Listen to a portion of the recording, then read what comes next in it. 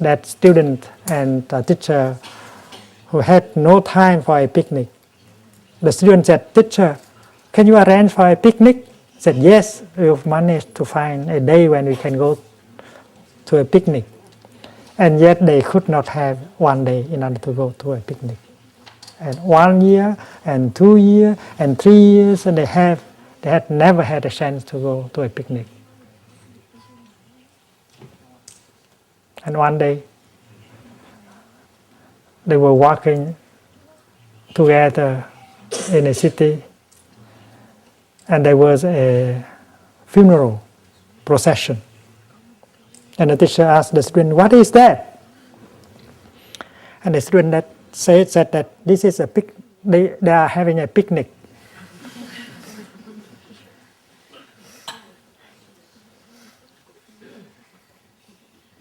The only picnic they have when they die. A bomb might explode today, and we have our picnic.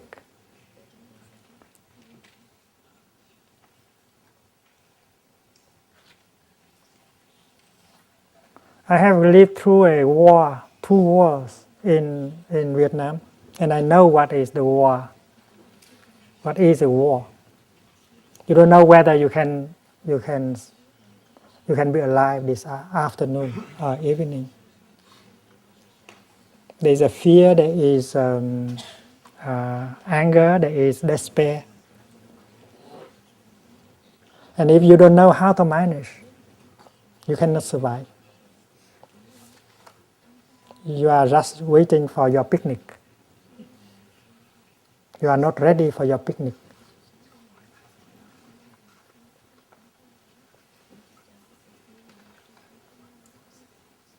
That is why our practice is to have the picnic right here and right now, and don't have to wait. And that is why we want very much for you to organize your retreat, your IIP retreat here as a picnic, and enjoy every moment of it. And I think that is possible because we have the experience of doing picnics.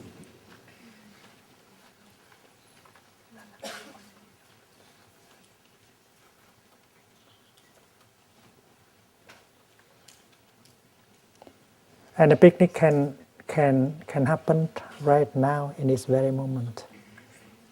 We are sitting here. Are we there to do something? We have nothing to do. We just enjoy our sitting with no worries. Because sitting is a pleasure. Sitting and listen to someone speaking is a pleasure. You don't need to learn anything. You don't need to pass an exam to get a diploma. You just sit there and enjoy breathing in and out and listen to someone speaking about peace. It is not our intention to give you ideas about peace. You have got plenty of ideas about peace. Our intention is to be peace right in the here and the now. To be peace in the here and the now, not to talk about peace. And this is possible because peace should be there in your body, in your feelings, in your perceptions, in your consciousness. You have your body. Your body might not in peace. And you learn how to bring peace to our body right here, in here, right in the now.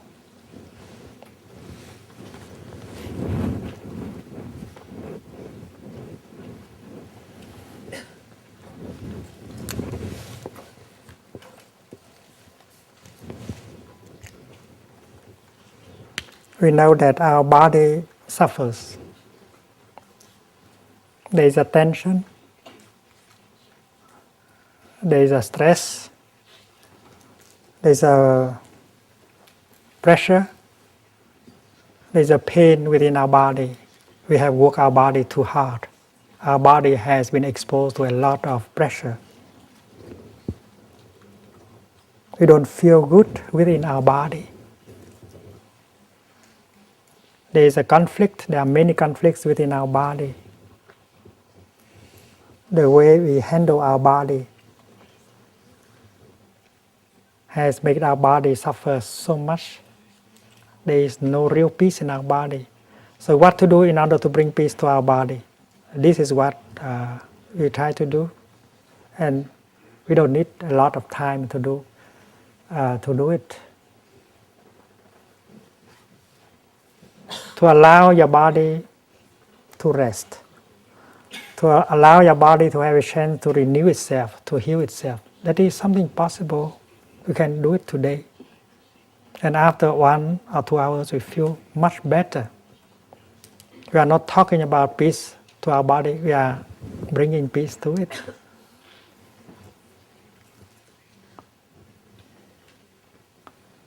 And we have our feelings.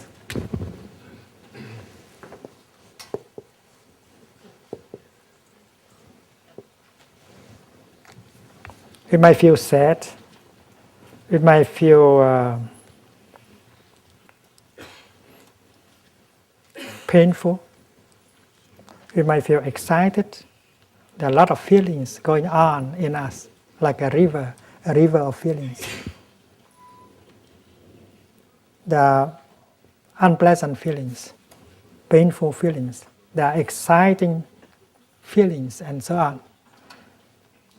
And there is no peace in our feeling. And you have to learn how to bring peace to our feelings. And this can be done now. You don't need a lot of theory. And we can enjoy doing it, bringing peace to our feelings right here and right now. Our time together is very precious. We don't talk about peace. We try to make peace a reality right here, right now, within our body, within our feelings. And we have also our emotions.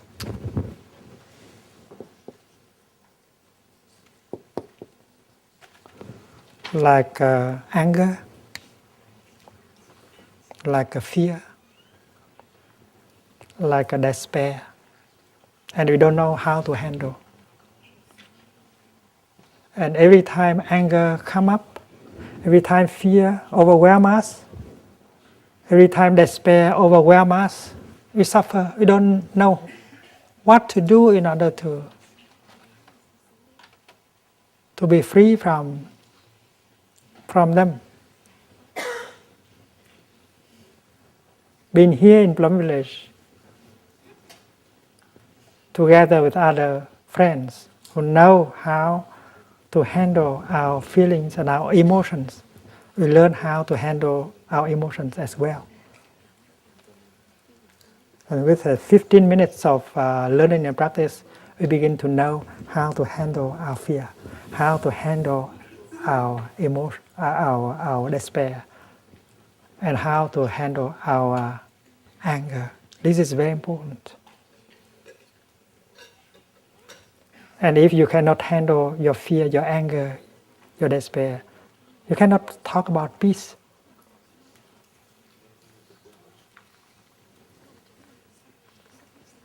If you don't know how to handle your body and your feeling, you cannot talk about peace.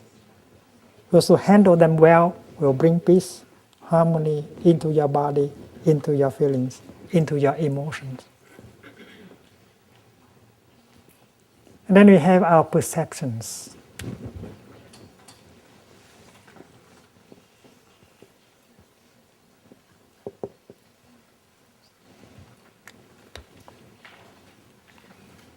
Our perceptions are the ground for our action, and they bring forth our feelings, our emotions. We perceive things, but because we are not calm, we are not lucid,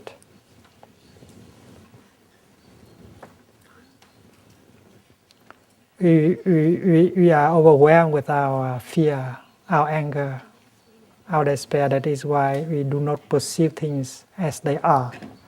We have wrong perceptions. We have wrong perceptions on who we are, on who they are. And what is the world? We have a wrong perception concerning ourselves, concerning them, and concerning our situation.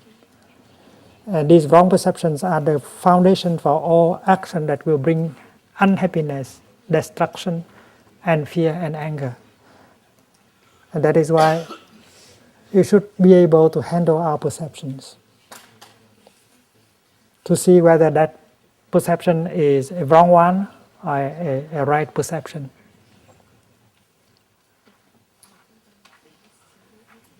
Most of our suffering comes from our wrong perceptions.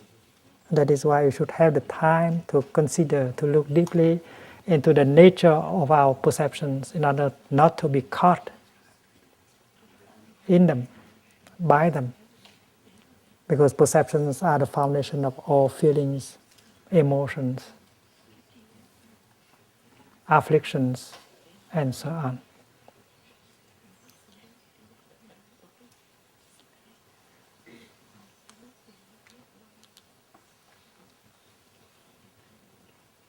The fact is that in our daily life, we are very seldom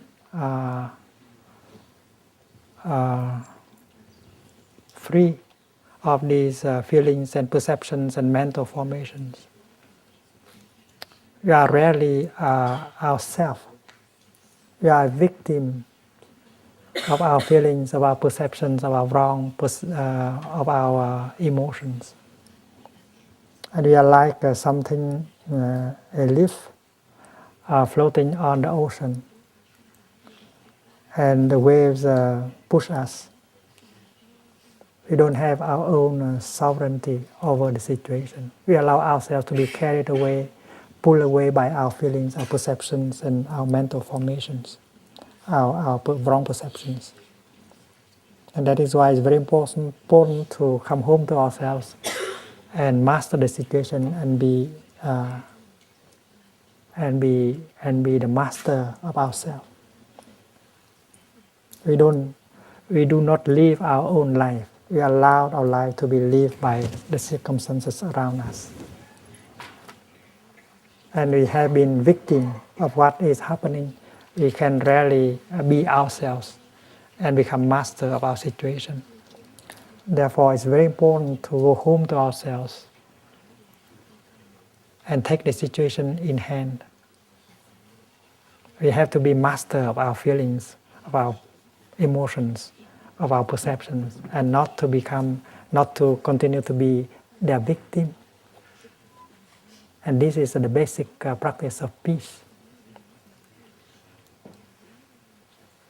If you have some peace in our body, in our feelings, in our emotions, in our perceptions, and then we can help the other to have peace in his or her emotions, perceptions, and feelings also. But we have to begin with ourselves, and this is possible with a retreat, with the presence of people who know the practice and who support us in the practice so that we can be an instrument of peace. You cannot become an instrument of peace if you have no peace within yourself. To become an instrument of peace, you become an instrument of God, of Allah, of the ultimate reality, and you are acting in the name of God, in the name of Allah, the name of the ultimate reality, the name of the Buddha. And this is possible. This is not something too difficult. We can do it.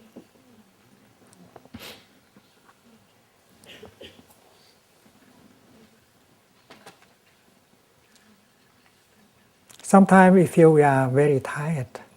We have no more energy. We want to give up. The situation is so difficult.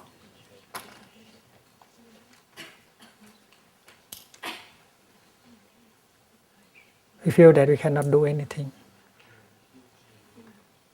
We are only a victim.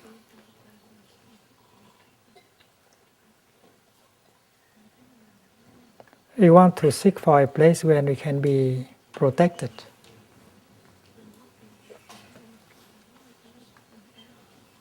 You want to take refuge. You want to take refuge in God, in the Buddha, in Allah. It's like a wave on the ocean.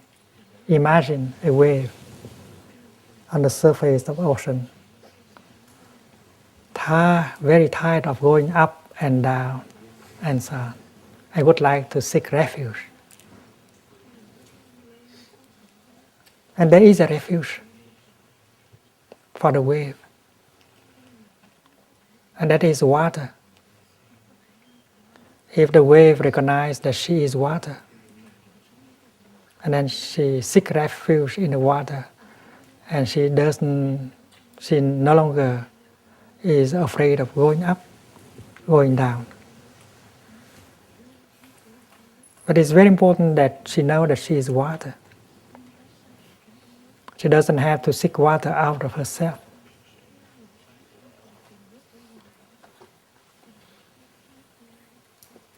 You may like to seek refuge in God, in the Buddha, in Allah, in the ultimate reality. And this is something possible.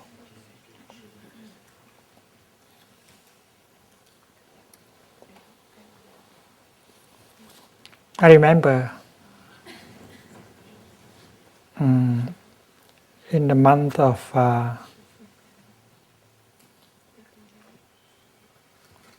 August this year, we had a retreat for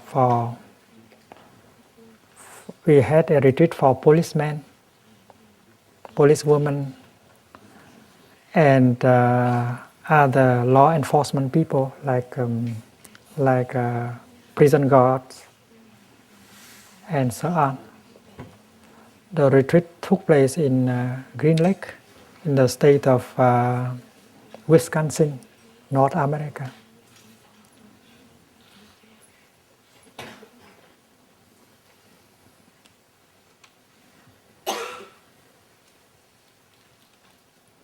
You know that police officers in that state of Wisconsin are called peace agents, peacekeepers. And police officers don't feel that they have peace within themselves. How could they keep peace? They offer peace. That is why they needed a retreat in order for them to have a chance to practice being peace, so that they can offer peace to the people on the street, in the families, and so on.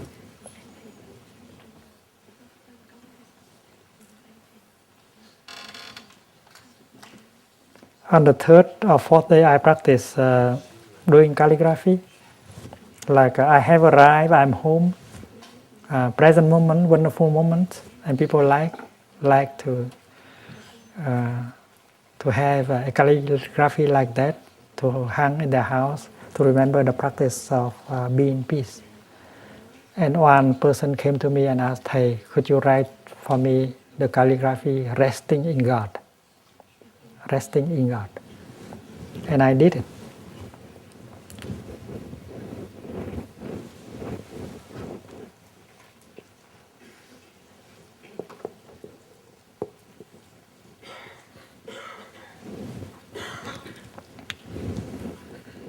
You are a wave.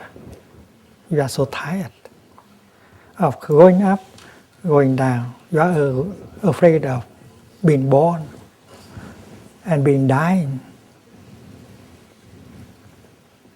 You feel that you are a victim. You want to look for something solid, for something safe, something long-lasting. Imagine we are waves looking for water.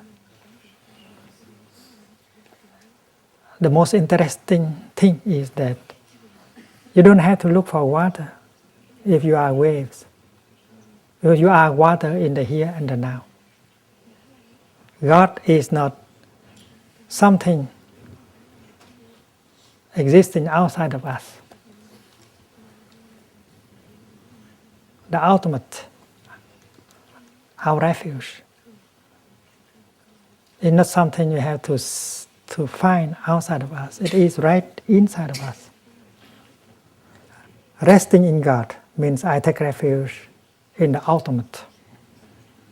That ultimate you can call Buddhahood, or God, or Allah. But you need it. You need the ultimate. You are tired. You feel tired as a wave, and you want to be water. And you hope that you can find water somewhere. But in fact, water is in you, is you. And resting in God, you don't have to run. You have to go home to yourself, like the wave. If the wave continues to run, she will never see and meet water. The only way for the wave to meet the water is to go home to herself.